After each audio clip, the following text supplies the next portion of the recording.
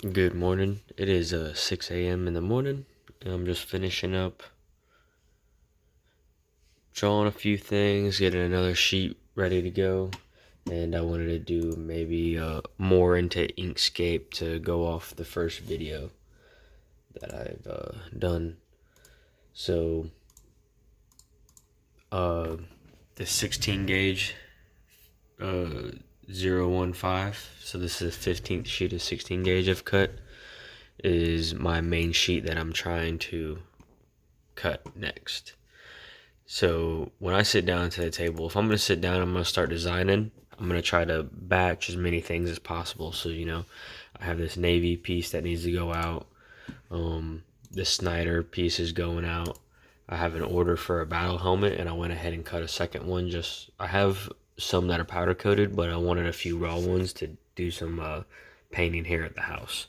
So that's kind of what's going through my mind. I had a little bit of room, so I made two pieces for March Moto Madness. We got this guy on a motorcycle with a sprocket, and then a silhouette of a guy on a GS. It is the BMW rally. So it's a pretty big event, and I think these two things will sell really well there. I got, of course, doing a little baby Yoda something. And then I have this Harry Potter piece that I'm actually going to roll, and I'm thinking about making them into hanging little lanterns or whatever. I had a little bit of space, so I decided to cut some different shapes to play around with some different shapes. And then also I have designed these brackets for 12x6s for shelves, and it has the brake lines and everything in there.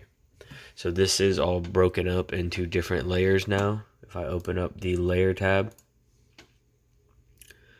and that's easily done. This little sidebars really helps increase your workflow.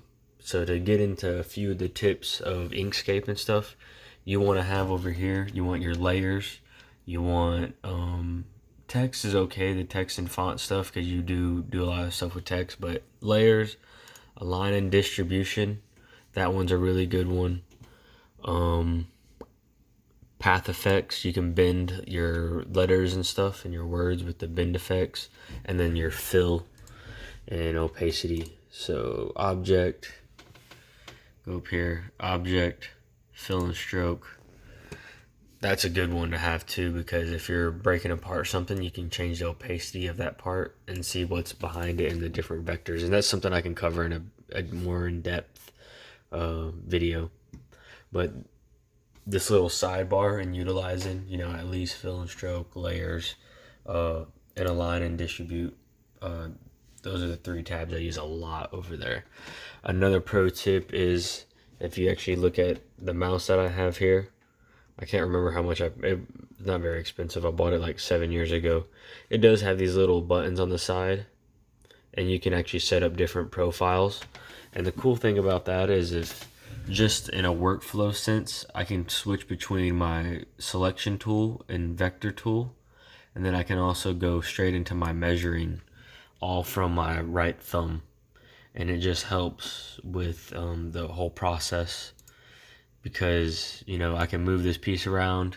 Oh, I need to edit a vector or a node on it, I can go straight to the nodes, and then I'm double checking it to make sure it's appropriate cut distance and size, all from one thumb, instead of having to come up here to the top, click all these and select. I see a lot of people doing this, oh, back to the vector tool, back to the selection tool. To me, that's seconds, and seconds add up when you sit here and you do this for 6 to 8 hours, in a day, to get all your designs and stuff. Because right now the designing is the most time consuming part for me.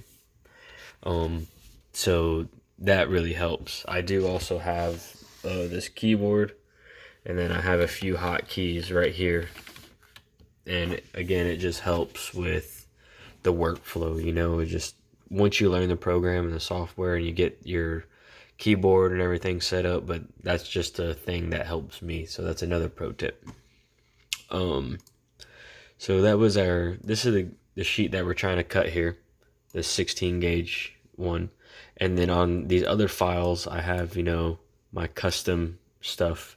So say I might draw the March Moto Madness stuff in another file, or like my shelf brackets. Like here's the file for the shelf brackets, and I made sure to leave myself copies. So if you're making a new design, when you're getting to that point, I made these copies with this piece. I leave my standoff pieces and then a few play around parts and stuff. Like I know this is the size that 12x6s are cut to. And then I have a piece that actually is designed. So then I can save that, like this will be saved as its own one thing. I'll duplicate it, and then when I want to change that, I don't have to put the legwork in and doing this kind of setup because I already got that template basically. So that's something to keep in mind when you're doing that. And then another file that you should have up is your scrap eater file. This is the file that I have, key holders, my hanging systems and tabs and, plates that I might use for projects, just random things, a lot of bottle openers on here. So what I do there is I might design a sheet and then throw in, I got all my big pieces that are going to be, my main things that I'm trying to get done. And then to fill gaps, I did use a lot of these. This is a 16 gauge sheet. I could throw in some more bottle openers, but I just cut like 100 of the dang things. So a lot of times I try to cut out these cool shapes and stuff just to eat up some metal, and then I get to TIG weld them and have a little bit of fun. So that's just what I want from a sheet or when I'm sitting down to actually design, because I don't want to sit down, design one thing, and then go to the table, come back, design one thing. Like if I'm going to sit down and put the work in to get some designs going out, I'm going to take my time, get everything right, get a good sheet, and then when I go down there, it's just a solid hour and a half, 2 hours of cutting, and then you're just taking this whole batch of stuff, cleaning it, and you're kind of moving batches of like projects and pieces then. So that's really helpful. Another thing is guides. Guides are a very important thing in Inkscape. Here's my fire pit design, and you can see I already have,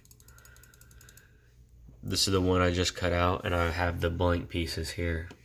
And if you actually, to activate the guides, you click the top bar or this left side bar, and then these blue lines come up. And I actually use these guides. And it's funny because some people don't think you can get good tolerances and stuff with Inkscape, and you'd be very surprised. There is a coordinate system. So you got your X and Y. And then so I actually would position this piece at 0, 0, the left corner being the 0. And then from there we can set up our guides to make our offsets and tolerances and put in your lines and your customizations and stuff like that, and still get really good tolerances. Don't mind that handle. That handle's a little funky right now for some reason. But if you set everything up properly, it kind of becomes like if you're familiar with QCAD where you use a lot of shapes to do things. I can do the same thing. I can make this block here and say I want to make the block, I want a 2-inch offset from this top left corner. Boom. So I have a 2-inch offset, and say I needed a hole right there, a 1/2-inch hole. Now I have a 2-inch by 2-inch spacer block. So I instantly got that dimension pretty quickly, and from one keystroke I can go ahead and get a second one if I didn't want to use the same one. And now all I got to do is put 2 circles there. So if this was a 1/2-inch circle, let it snap to that corner, and we know from center to the edge we have a 2-inch space. You control D that, which is your duplicate, slide your bolt holes over, and then boom, now we got 2 1/2-inch circles ready to go. Another thing, if you're trying to knock those holes out of the plate, remember to control K those, which is combined. Now they're one vector. You can see where our bolt holes are now together, because if you would have tried to select both bolt holes and then that and have a third object in there, it wouldn't work right. But now we can actually sit here, go path, control minus, or also difference, and boom. Those 1/2 inch bolt holes now have a 2 inch by 2 inch spacing. And you can actually take your measuring tool, come down from the top, and you could measure that out if you wanted to. This measuring tool is actually pretty cool too. Another cool little tool you can use, because if I draw a straight line here, it looks a little busy, but it's actually showing you the width and the spacing between all those different things. So it's kind of nice because you don't have to be super precise and you just draw it across. So like if I'm in a piece of my artwork, let's say, you know, this guy right here, and I want to see, actually, let's see.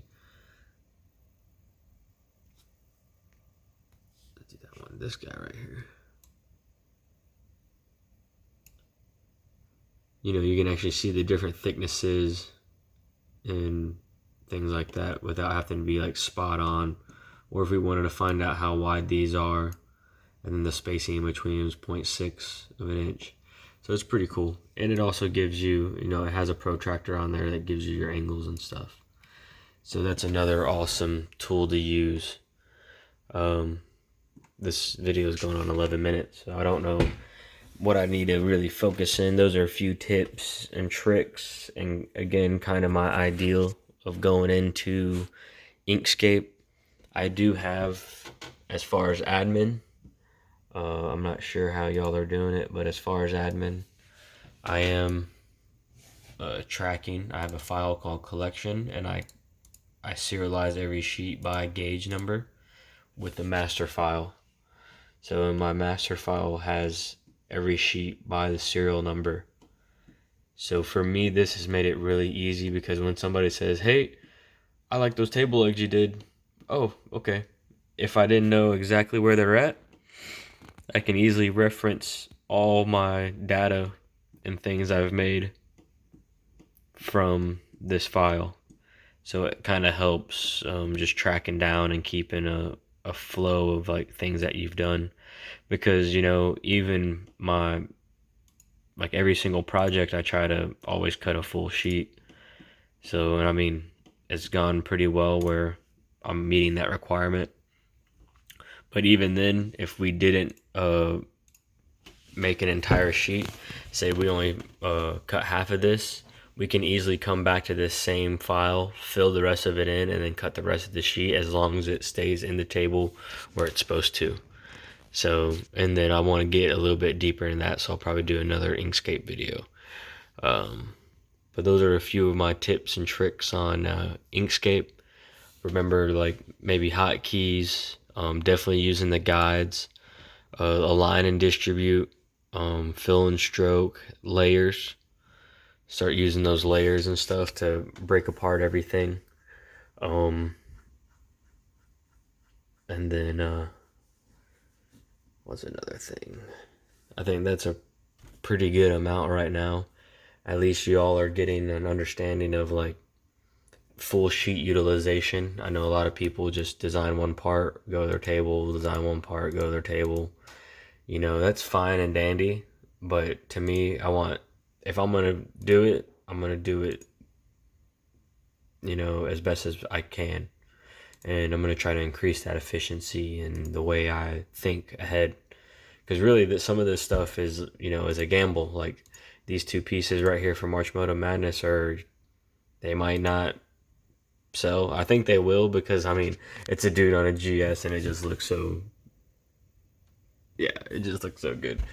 But usually what I try to focus on is like 75% for orders that have been done. If you look, the Snyder, the battle helmets, the Navy piece, and the Harry Potter's gonna sell for sure.